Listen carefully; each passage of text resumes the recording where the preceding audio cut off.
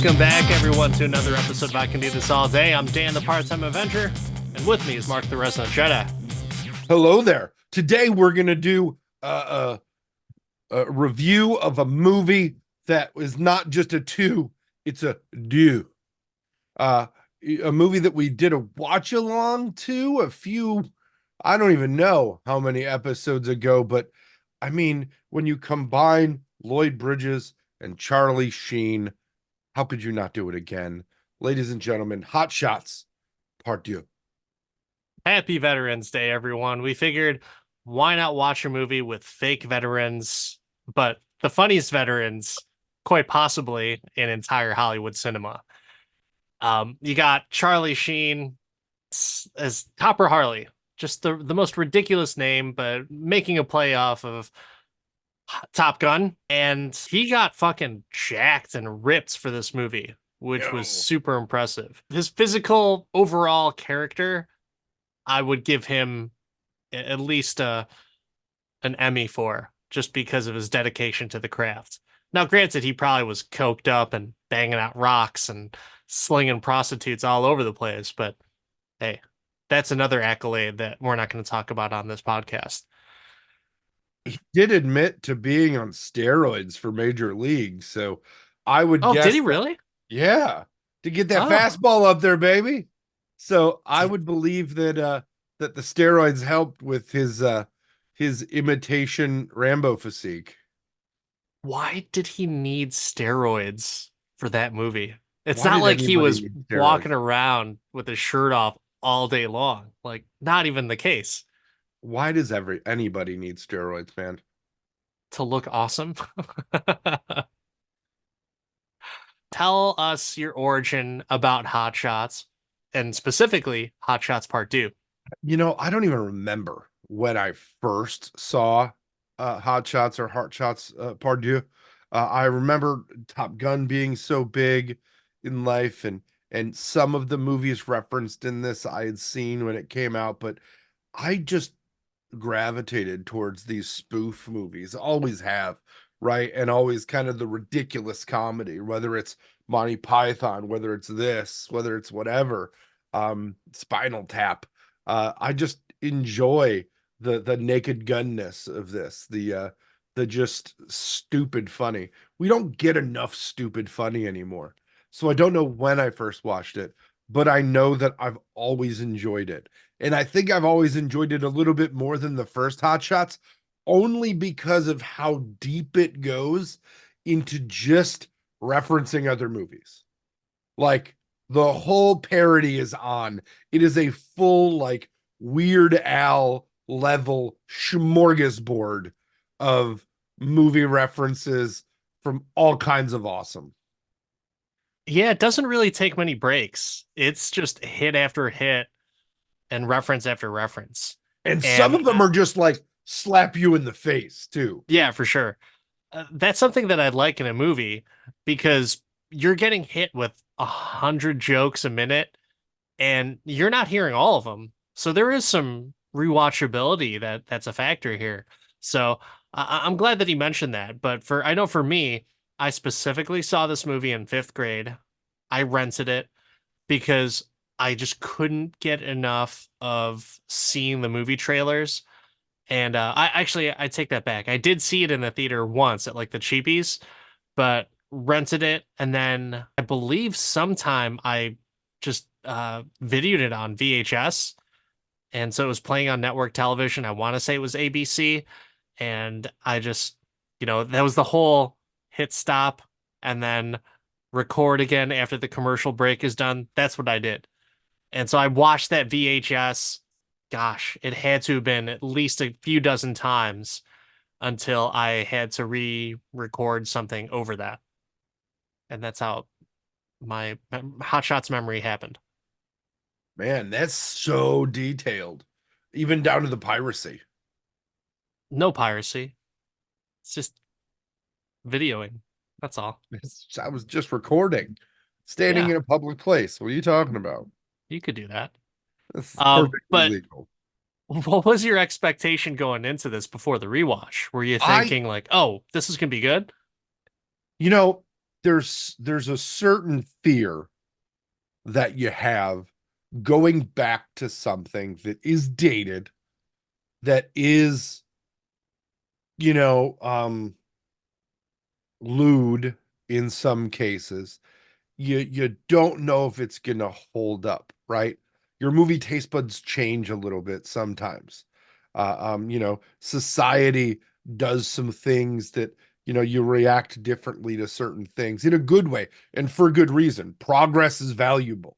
Like, don't get me wrong, I'm not knocking the fact that we can't make certain jokes, and that scenes have been cut I'm all good with it. I'm good with the progression of society, but I was worried that maybe this wouldn't stand up. I've had this rash recently of things that I like or that I used to like, revisiting them and being like, oh, oh, oh, that's terrible.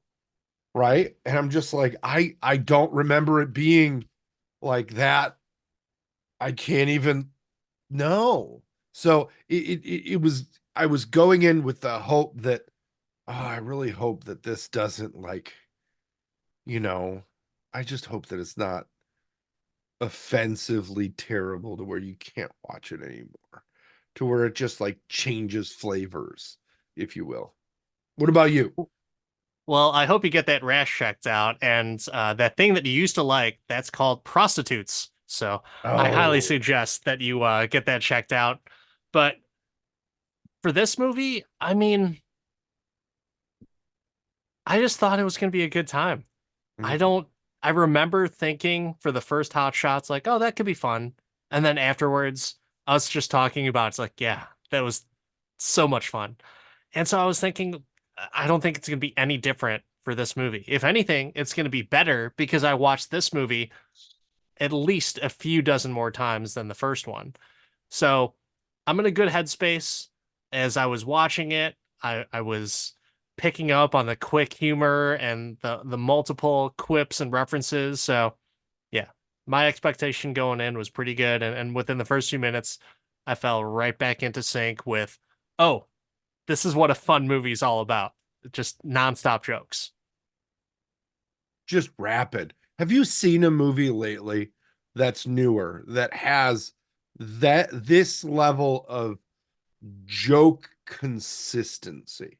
Just bang, bang, bang, bang, bang, bang, bang, bang, bang.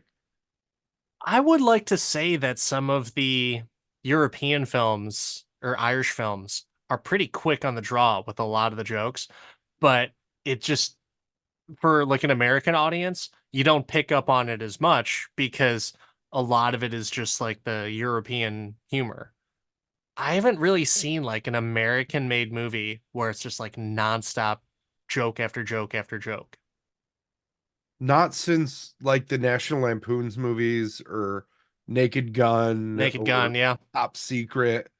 Like, I mean, you would you don't, consider like Scary Movie? yeah, those spoofs were for sure. Yeah. I think Yeah. Scary Movie and Not Another Teen Movie are like the only other movies that I can think of.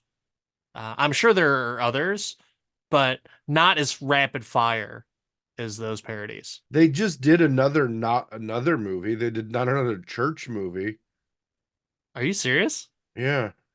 I had no idea. I don't know if that's any good or not, but Huh. that's out there. But like, would you consider like Ricky Stenicki to be this rapid fire? Or Uh, was that just was that like at a reasonable pace? I think that's more at a reasonable pace compared to this. I think this movie, let's be honest, doesn't have a plot. So you just need a whole bunch of jokes to get to the next joke, to get to the next joke. And if it happens to fall into the umbrella of what could be conceived as a plot, sure, let's run with that. But I don't know. Stanicki, I thought was hilarious, but I don't think it's like the same type of rapid pace. Yeah. No, this is definitely more than a medium pace for sure. Yeah.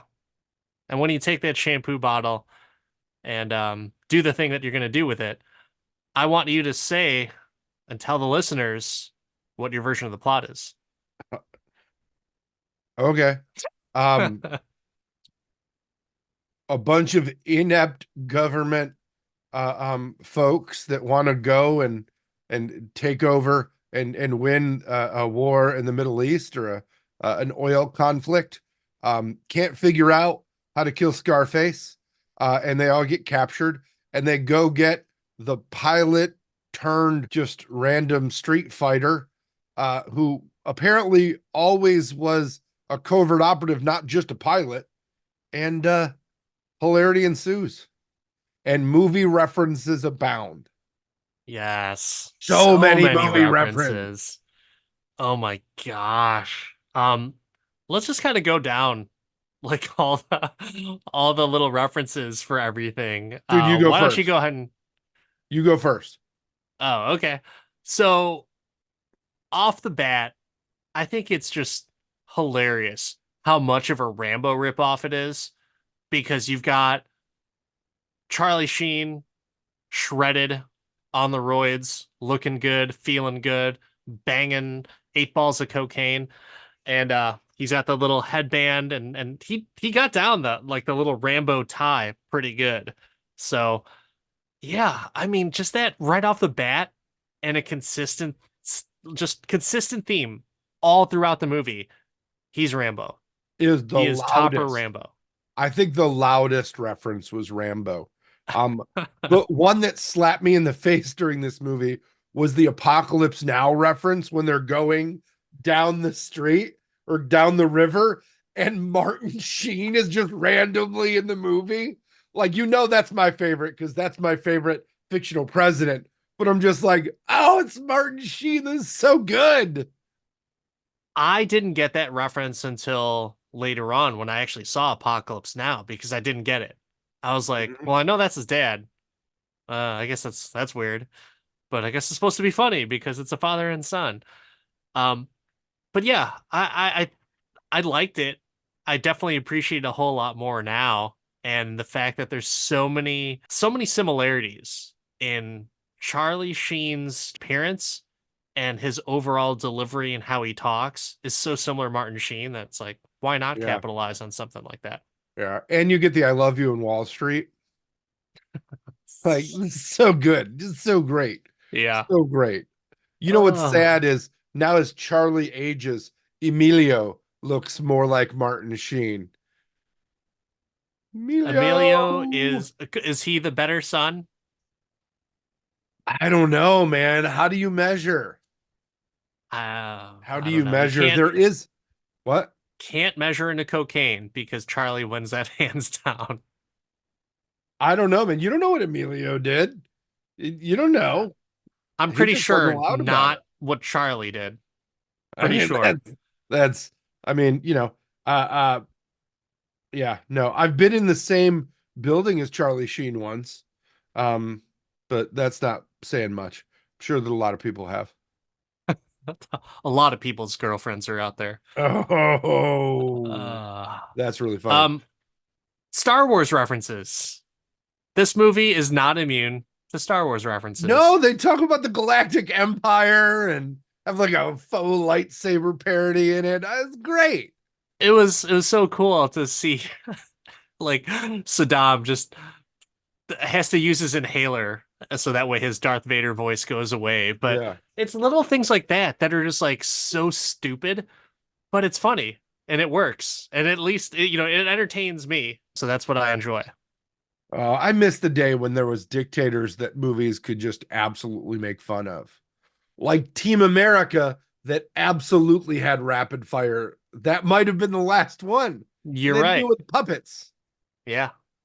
God, that was such Oh, so a good. good movie. But that's one of those like I don't know that like that movie has a few like put South Park. I mean, it is what it is, right? Speaking of movies that are referenced, when he's flexing those roid raged out Rambo muscles, they're clinking like Terminator. Did you catch that Yeah, reference? I didn't. Oh, I don't know.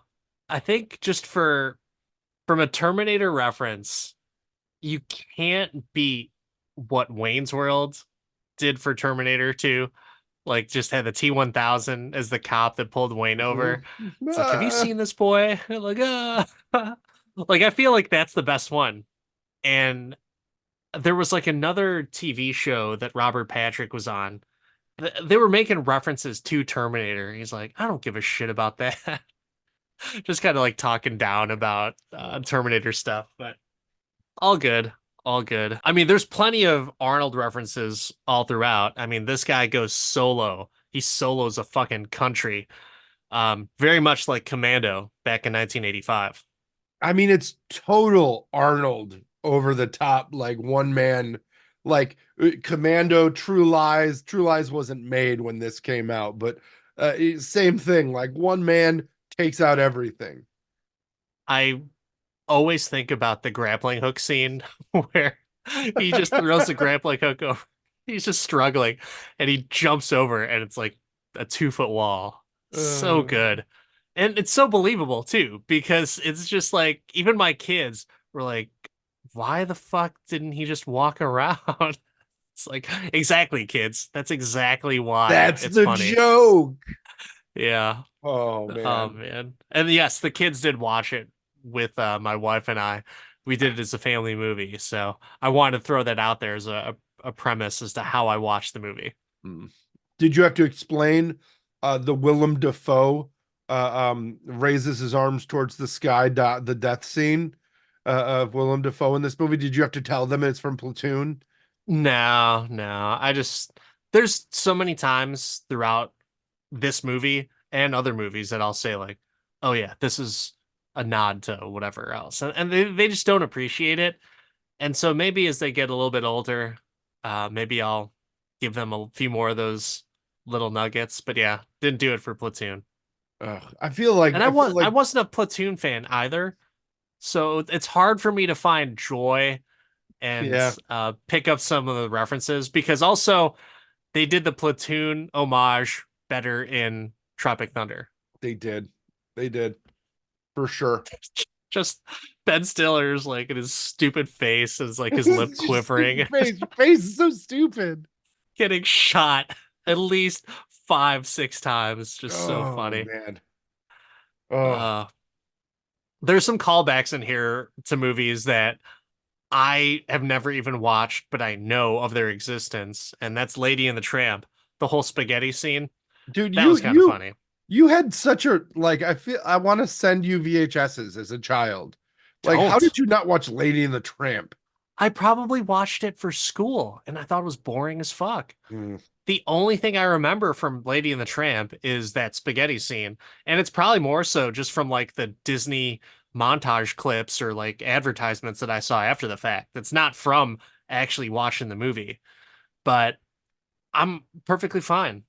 And It's, I can appreciate I'm a fine. good It's little all fine. reference. It's It's all fine. It's all fine. I'm fine. fine. Oh man. Um, speaking, we referenced Saddam earlier and the ridiculousness of this character. Did you feel Al Pacino when he got killed and he was like that Godfather 3 death scene? You know, number one, that death scene or that trauma scene, if you will, is So terrible. It's it's so bad. underappreciated. Oh, I it's think it's not terrible. as uh I think Ah. that's a good performance by Al Pacino, and Ooh-ah. it's a shit movie, but good performance by him. He's But no, pulling me back in. I didn't get those vibes. Oh Didn't get man. those vibes because I feel like there's so many other older movie references that you don't necessarily understand, especially if you never watched the movie. Like, obviously, I know there's like some Casablanca references in there, um, but it's not like it's not funny to me. It's just, oh yeah, that's from an old movie, you But know. it's such an iconic line of all the gin joints and all the door. Like, come on, it's Yeah, iconic. Speaking of yeah, but another, go. I guess I've heard it like in cartoons plenty of times, Mm. so I wasn't like super wowed in Hot Shots. So Dude, at least I'm aware of it from the cartoons. So I kind of knew that was from an old movie, but yeah. You know how I know you'll like Casablanca is because you've already seen it in a more modern movie that also had nonstop jokes and a young Zach Galifianakis, and that's Out Cold. Do you remember Out Cold? I never saw it. Oh, it's basically Casablanca on a ski slope. I Like thought you were legit, like they just took the script of Casablanca and made it about skiing. it's funny because you were saying Zach Galifianakis is like The Hangover. The Hangover is a lot like Casablanca. No, no. There's also the classic training montage, a la Rocky. So the montage that I thought was even more hilarious, and it's not even a montage, but it's just all the little clips in the background of when they're at the monastery and Hans or what's her name? Hunsaker, whatever it is. Maybe I'm thinking of a different name. But anyways, the bad lady with the fake mole when More.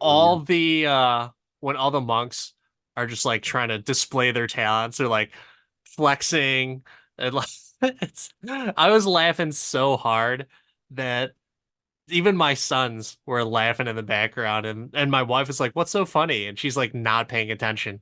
Even my kids were just pointing out, just like, "Look at those guys."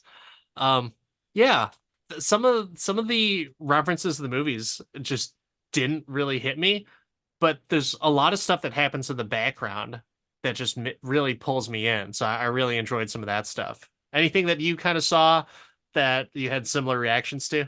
I mean, you talk about backgrounds, the Patton scene with the giant American flag in the background. That was a background. That was a direct rip from a movie. It was. Ugh. It This was. movie also hit you with that amazing 80s style over the top excessive firepower a la Predator, right? Where they're just going in like we don't count bullets. This is not meant to be realistic. These guns shoot forever. I did enjoy the boat scene where he's just unloading the M60. And he does a pretty good Rambo impression where he's like, The but the other time where like he literally just picks up like a handful of bullets and just throws it at people and they all just fall down. Another funny thing to me. Just ridiculous, harmless fun, and just really funny. I mean, even the beginning where Sodom is like the first scene of like he's running around the two guns and they just keep going full on rapid fire the whole time. It's just like I uh I love that we just shit on other world dictators and we do it in movies all the time. Do but we we ever see haven't. any foreign movies that they do that to us? I mean, there's a lot of Trump documentaries coming out. I don't know. I don't know. They could be huge. Not sure. But no, I don't know. I don't watch enough foreign films, at least from the areas that would make a foreign film shitting on us. Do you? Are you a big connoisseur? Did I not know you? And do you I watch like foreign films all the time? no, but I can't think of anything that would. And I don't know, man. Japan has some wild humor. I would love to see some of that stuff, but maybe they just think like that's too below their standards. Like they want to have something more ridiculous and off the wall. They But just want somebody to get kicked in the nuts.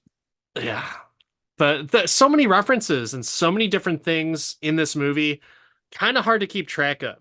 So is that a downside and a detractor from the movie viewing experience, or are you okay with it? I so I as a movie nerd love it because not only do I get like one serving of nostalgia with this movie, I get many. I get many. And it helps them align the movie with so many people that just kind of do that it just becomes loved, right? In a kind of a cult classic kind of way. And to me, even more so than the first one because of the breadth and diversity of those references. It's not just trying to do crazy Top Gun. It's like crazy everything else because there's no way they're letting us do a third one of these. I wish they did So, a third one of I these. mean, everybody's still alive except for Lloyd Bridges, R.I.P. But just get Jeff to come in. The dude. The dude could do it. Yeah, he could.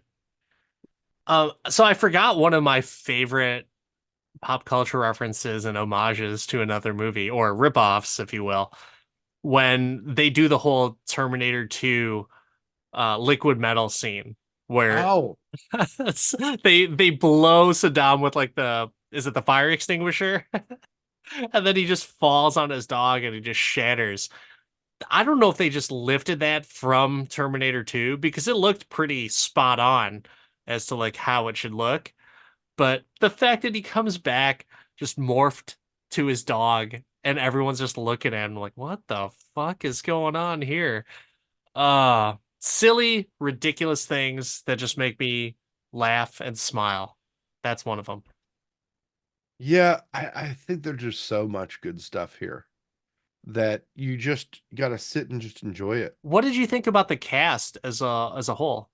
I mean, there's some players in there, some really, really good ones. Obviously, Lloyd Bridges is fucking hilarious and I, a Steen Sealer in every single one. so good. Like, I think that Lloyd Bridges just gets me in this movie consistently, but there are so many just randoms in this, right? Like, from you could talk about from just like the quick cameos, the Martin Sheen, the Bob Vila, right? Like, this is gonna add, so much. It's like Bob Vila's hanging up insulation. You gotta love, right? All the way down to like Ryan Stiles, who was not huge at the time. All the way up to, Charlie and the main characters. What about you? Who's your favorite rando in here? So it was cool to see Rowan Atkinson, Mr. Bean, in this, but he plays such a douche. Mm-hmm. So I'm not that thrilled about it. But He my has range. favorite person and favorite character is Miguel Ferrera's Harbinger. Harbinger is fucking hilarious to me, especially this time around. Every scene that he's in, he just plays like the hard ass fucking military guy, and you think he's a bad guy, and really, in reality, he's just kind of gun shy and just I don't know what he has PTSD. But the specific scenes where I just find it un just fucking oh god, the scenes that I find it where it's just like fucking hilarious is where he's talking about like he's just trying to dick measure with Topper Harley, and it's just over and over again, and his delivery is so good you believe it. And I think he was in like one of those NCIS or fucking CSI Oh TV yeah. shows or whatever, Yeah. but so solid. But another favorite part, like I think it might be my favorite part in the entire movie, is where he's like crying about all of his PTSD, and then he starts to blow his nose, and Topper just like drops this big old handkerchief of like just you hear the splat just go ridiculously on the ground. Yeah, Mm, little yeah. stuff like that. It Yeah. entertains me. For reference, 115 episodes of NCIS Los Angeles. Holy shit. Um, but also a great actor in Iron Man 3 to tie it back to Marvel. Hmm. He's the VP in that, and RoboCop. You can't forget him from RoboCop. Oh, I can because I didn't like RoboCop. I love RoboCop. Um, but I do think this movie is just so rich with references and jokes that get silly. And I didn't find the part that like really irked me. I don't think it really existed. And I was really happy about that. It's a fun movie. I don't think there's anything that Martha myself either. Um, there are a few jokes that I picked up from like Rowan Atkinson and Ramada when she's talking about how she met him. I don't know if you were paying attention to that little story, but he would just come around to the schoolyard day after day and basically just courted her to where they got married. Really creepy sounding in hindsight, but just funny because like, oh, yeah, this person just basically groomed you and married you. Yeah, he's an awful guy. Why are we going to save this person? So I find the humor in that, and I don't know if you felt the same way. I think I just kind of let it go, you know. I didn't Didn't eh, bother you, right? no. No, Okay. it wasn't like super creepy, at least to me. I found it funnier because it's so creepy.